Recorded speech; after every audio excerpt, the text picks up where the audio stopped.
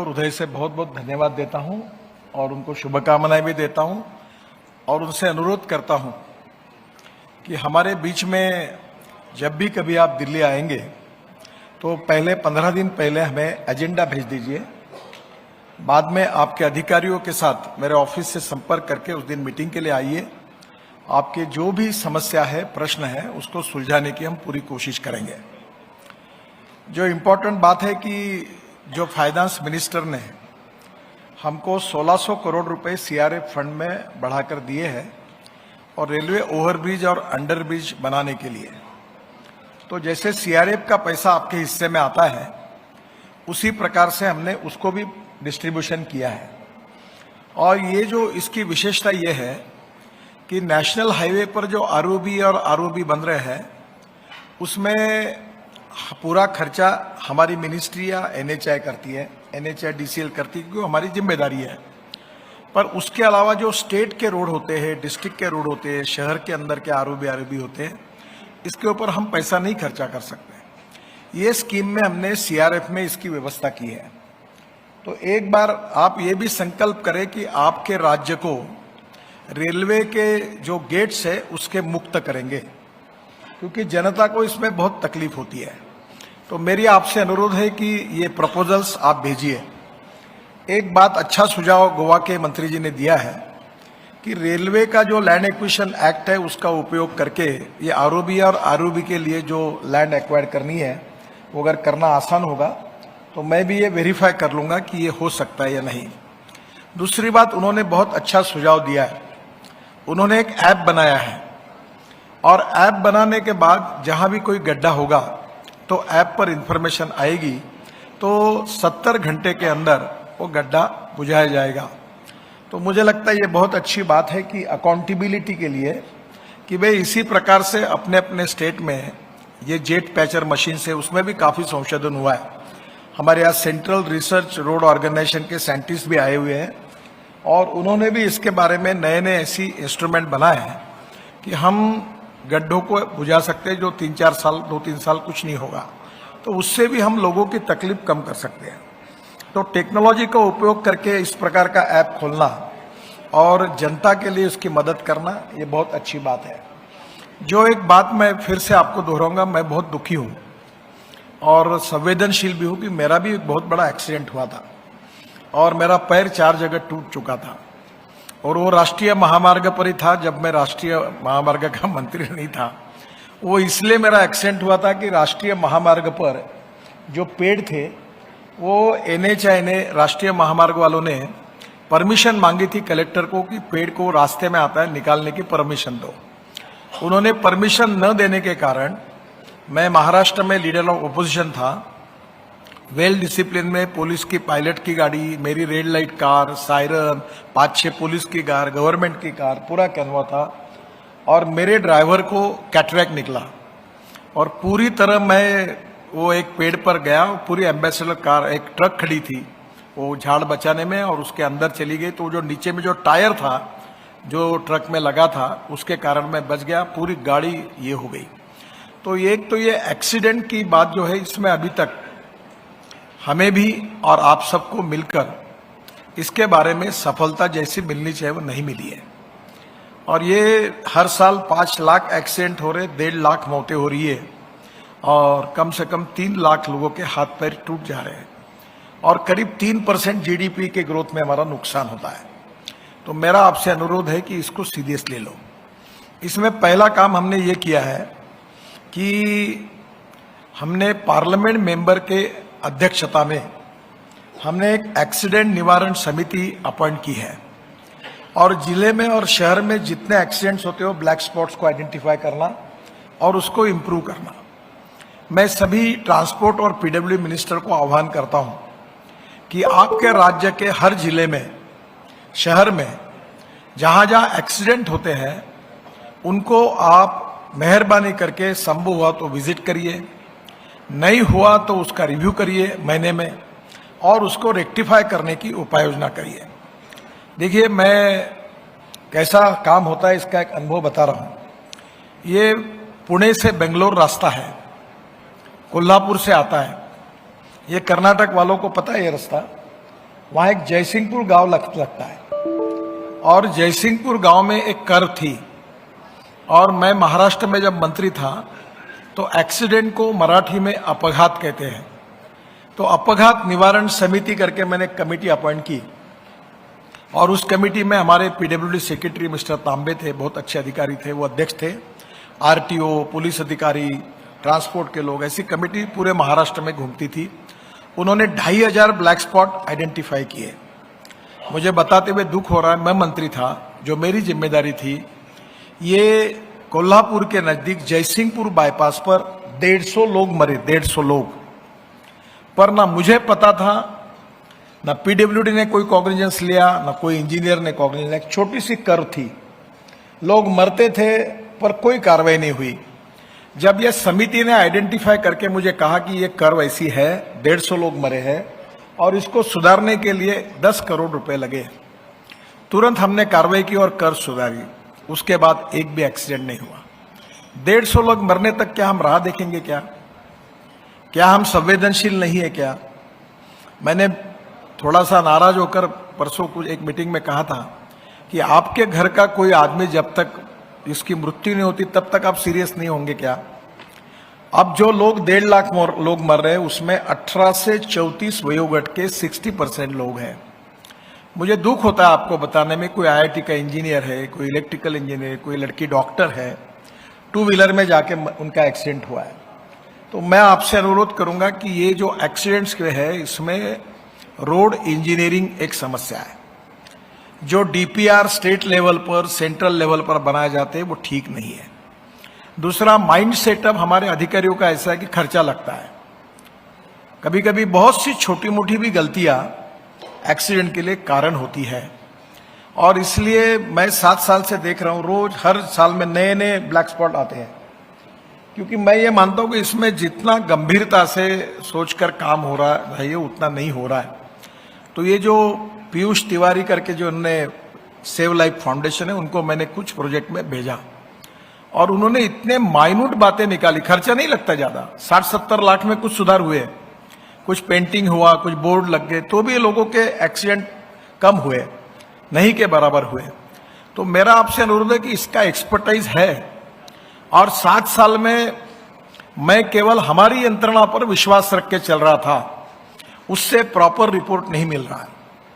आगे कभी आपको यहां है, शायद मालूम नहीं, कल है कार्यक्रम में, उन्होंने एक रोड जो है पुणे से मुंबई, ओल्ड रोड, उसका एक कैसा डिजाइन करके किया और कैसे कम किए, कम पैसे में, उसका एक प्रेजेंटेशन है। मेरा आपसे अनुरोध है कि ये जो ऐसे अच्छे लोग हैं उनकी मदद लेकर, और इंजीनियरिंग कॉलेज और आईआईटी के और पॉलिटेक्निक कॉलेज के प्रोफेसर्स और विद्यार्थी, उनको हम ट्रेन करें 3 दिन, और फिर वो लोग जाकर एक एक रोड का रोड सेफ्टी के हिसाब से ऑडिट करके सरकार को, हमारे सेक्रेटरी और मंत्री जी को रिपोर्ट दें।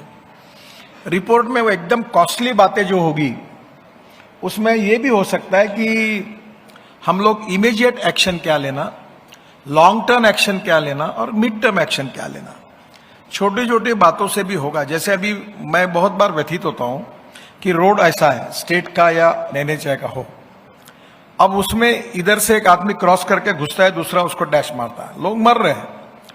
एक सोलर का लाइट रात को लुप लुप करने वाला भी रख दिया तो चलाने वाला सावधान हो जाता है। अभी लेन की डिसिप्लिन, लेन के डिसिप्लिन के बारे में भी प्रॉब्लम है कि हमारे यहाँ ट्रक वाला कभी पहले लेन में जाता, कभी आखिरी लेन में जाता, बस वाला ओवरटेक करता, कभी लेफ्ट हैंड करता, इसकी डिसिप्लिन। दूसरी, रोड की स्पीड। अब हम अच्छे भी हाईवे बना रहे तो स्पीड भी बढ़ानी पड़ेगी, पर स्पीड बढ़ाने के साथ लोगों को ड्राइवर का ट्रेनिंग भी करना पड़ेगा।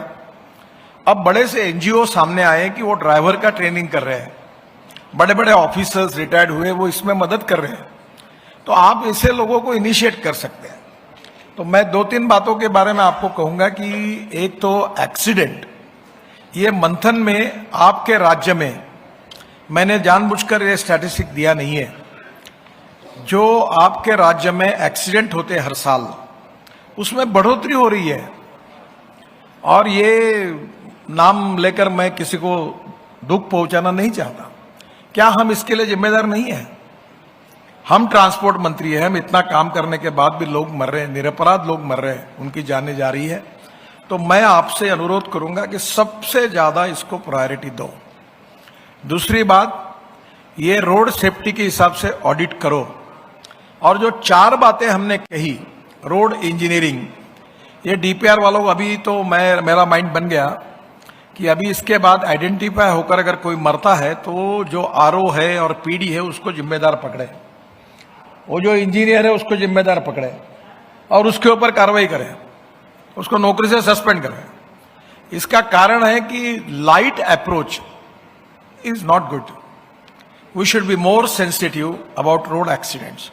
और इसके बारे में आपके स्टेट में, पूरे डिपार्टमेंट में, छोटे से लेवल तक आप इसके लिए एक रोड सेफ्टी काउंसिल तैयार करिए, उसके लिए मीटिंग कराइए। और आप मुझे अगली बार आप कभी मंथन में आएंगे तो क्या आप ये बता पाएंगे कि मेरे राज्य में इतने एक्सीडेंट्स होते थे, इतने कम हुए हैं और इतने हमारे को सक्सेस मिला है। I am not only talking about the ministers, I am talking about the minister, secretary, chief engineer, superintending engineer, executive engineers and all the stakeholders. तो मेरा आपसे अनुरोध है कि इस बात के लिए आप जरूर करिए। मैं अभी आपके मंत्रियों से भी बात कर रहा हूं कि स्पीड लिमिट के बारे में थोड़ा सा अलग अलग प्रकार के मत है। तो मैं अपने सभी स्टेट मिनिस्टर, क्योंकि ये कॉन्करेंट लिस्ट में सब्जेक्ट है, तो मैं कम से कम एक 10 मंत्री जी और मैं भी आपके साथ रहूंगा, सेक्रेटरीज भी रहेंगे, और हम मिलकर एक बार 2 लेन पेव शोल्डर के लिए कितनी स्पीड हो, उसके बाद रोड एक्सीडेंट्स के बारे में भी हम कैसे काम करें। तो धीरे धीरे इसके बारे में बैठकर हमें काफी कुछ सोचना पड़ेगा, क्योंकि ये कॉन्करेंट लिस्ट में है। आपके सहयोग के बिना ना हम काम कर सकते हैं और हमारे सहयोग के बिना आप काम कर सकते हैं। दोनों मिलकर 2024 एंड होने के पहले 50% एक्सीडेंट और 50% डेथ हम कम करेंगे। इस बात का संकल्प करके आप इस मंथन पे जाइए, ये मेरा आपसे बहुत नम्रता पूर्वक अनुरोध है। और इसको एकदम लीजिए। देखो, ये आपने अगर सीरियसली लिया, मंत्री जी ने सीरियसली लिया, सेक्रेटरी ने सीरियसली लिया, तो काम कठिन है पर असंभव नहीं है। तो ये एक बात है जो काफी लोगों ने इसके बारे में काम भी किया है, संवेदनशीलता भी जताई है। दूसरा, हम लोग 650 रोड साइड एमिनिटीज आपके स्टेट में बना रहे हैं। उसमें हेलीकॉप्टर, हेलीपोर्ट उतरेगा, ड्रोन उतरेगा। तो मैंने कहा है, उसमें एक जगह रखी है कि आपके राज्य का हैंडलूम, हैंडीक्राफ्ट्स, कई ऑर्गेनिक फ्रूट्स, वेजिटेबल्स, कोई वहां के फ्रूट्स, इनको मैंने आग्रह से कहा है कि वहां जगह दो। अभी बद्रीनाथ, केदारनाथ में हमने जो बना रहे, वहां मैंने आदरणीय मंत्री जी को कहा है कि वहां कोई लकड़ी का काम करने वाले हैं, उनको भी रोजगार मिले। रोड से धीरे धीरे सब प्रकार के वहां के लोगों का सोशियो इकोनॉमिक ट्रांसफॉर्मेशन होना, ये हमारे लिए इम्पोर्टेंट है। और इसलिए मुझे लगता है कि रोड की डेवलपमेंट के साथ बाकी भी बातों को साथ में लेकर उसकी डेवलपमेंट करना। पेड़ों के बारे में भी मैंने आग्रह से आपको कहा है, इसको ई टैग करिए। स्टेट हाईवे के रोड पर जो ट्री लगेगी, डिस्ट्रिक्ट रोड पर लगेंगी। महाराष्ट्र सरकार में ये रविंद्र चौहान यहाँ आए हैं। मेरे रविंद्र चौहान जी को बहुत बचपन पहले से, मैंने राजनीति में जब अध्यक्ष था तो उनको लेके आया, बहुत अच्छे हैं। मैं उनको एक जिम्मेदारी देता हूं कि मुंबई गोवा रोड पर उसको ग्रीन बनाइए। हमारे महाराष्ट्र के जो फॉरेस्ट मिनिस्टर है सुधीर मुनगंटीवार, उन्होंने कोशिश करके पहले साल 6.5 करोड़ ट्री लगाई, ई टैग की। और ऐसा करते करते चौथे साल में उन्होंने 13 करोड़ पेड़ लगाए और ग्रीन एरिया बढ़ाया।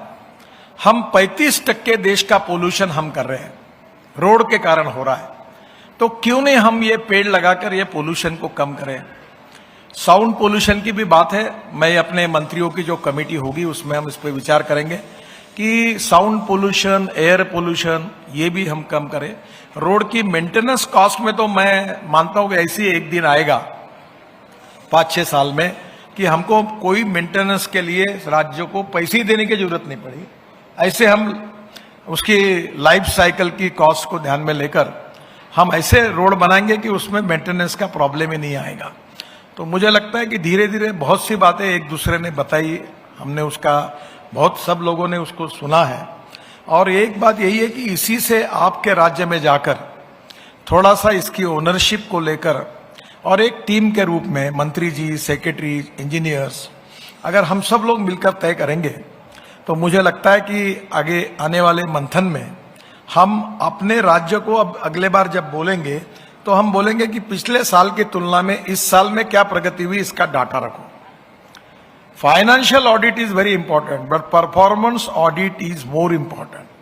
ये कलरलेस, टेस्टलेस, ऑर्डरलेस कोई काम के नहीं। मैंने एक को कहा था मित्र को कि तू वर्मी कल्चर करने के भी लायक नहीं है, कोई काम ही नहीं करता तू। तो कहीं ना कहीं हम भी सोचे कि हम क्या कंट्रीब्यूट कर सकते हैं और इस कॉज में सब मिलकर कुछ करें।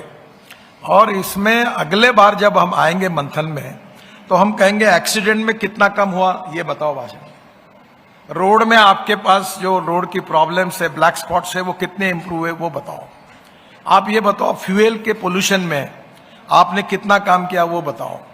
पेड़ लगाने में कितना हुआ वो बताओ। रेलवे के जितने गेट है उसको पूरे राज्य से मुक्त करने के लिए आपने कौन सा प्लान बनाया वो बताओ।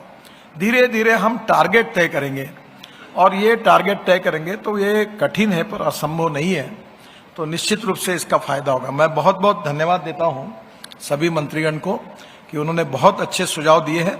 अब इसके बाद हमारा ड्रोन का जो प्रेजेंटेशन है देखने के लिए, उसको देखने के बाद उसको भी आप यूज करिए। अभी हमने जो रोड साइड एम्यूनिटीज बना रहे 650, 670 है शायद, उसमें यहां से सामान लेके निकलेगा। अभी मैंने एक चेन्नई में एक हॉस्पिटल का, MGM हॉस्पिटल का उद्घाटन कार्यक्रम किया। पहली बार उन्होंने 500 लंग्स और हार्ट और लंग्स को ट्रांसप्लांट करते हैं। तो मेरे हाथ से कार्यक्रम हुआ। अमेरिका में 5000 होती है, हमारे यहाँ 500 होती है। और वो जो लंग्स है उसको स्पेशल प्रोटोकॉल है एयरपोर्ट पर, और जो व्यक्ति किसी की मृत्यु होने के पहले उसकी लंग्स निकालते हैं, फिर उसको हवाई जहाज से लाते हैं और एयरपोर्ट से वो ड्रोन से लेकर फिर अपने हॉस्पिटल ले आते हैं और आदमी की जान बचती है। ये झारखंड के एक मंत्री थे, मैं उनको वहां गया था हॉस्पिटल में, वो अपने हार्ट अपने बैग में लटका कर घूम रहे थे। तो अब टेक्नोलॉजी बदली है, आंखें दान किए जा सकती है, हार्ट दान किया जा सकता है, ऑर्गन्स सब दान किए जा सकते हैं। दृष्टि, आंखें दान करके हम दूसरे को दृष्टि दे सकते हैं। एक तो एक्सीडेंट ही ना हो, और अगर गलती से एक्सीडेंट हुआ तो उस व्यक्ति के जो ऑर्गन्स है वो डोनेट करके हम ऐसे लोगों को दे कि जो बेचारों के जीवन में जिनके देख नहीं सकते उनको दृष्टि आए। तो मुझे लगता है कि ये बहुत काम करने लायक है और ये सब बातों के लिए आपका इनिशिएटिव और कमिटमेंट और ओनरशिप होगी तो होगा। और ये अगली बार जब मंथन आएगा तो स्टेट वाइज ऐसे कुछ टारगेट तय करके हम सब जरूर इसमें विचार करेंगे। मैं बहुत बहुत मंत्री जी को उनके अच्छे सुझाव के लिए धन्यवाद देता हूं। और आपको जब भी दिल्ली आएंगे तो आपका एजेंडा देकर आप आइए। जितना हमसे मदद हो सकती है पॉजिटिविटी के साथ, उतनी मदद करके आपको सहयोग करने का कोशिश हमारे विभाग के द्वारा हम करेंगे। बहुत बहुत धन्यवाद।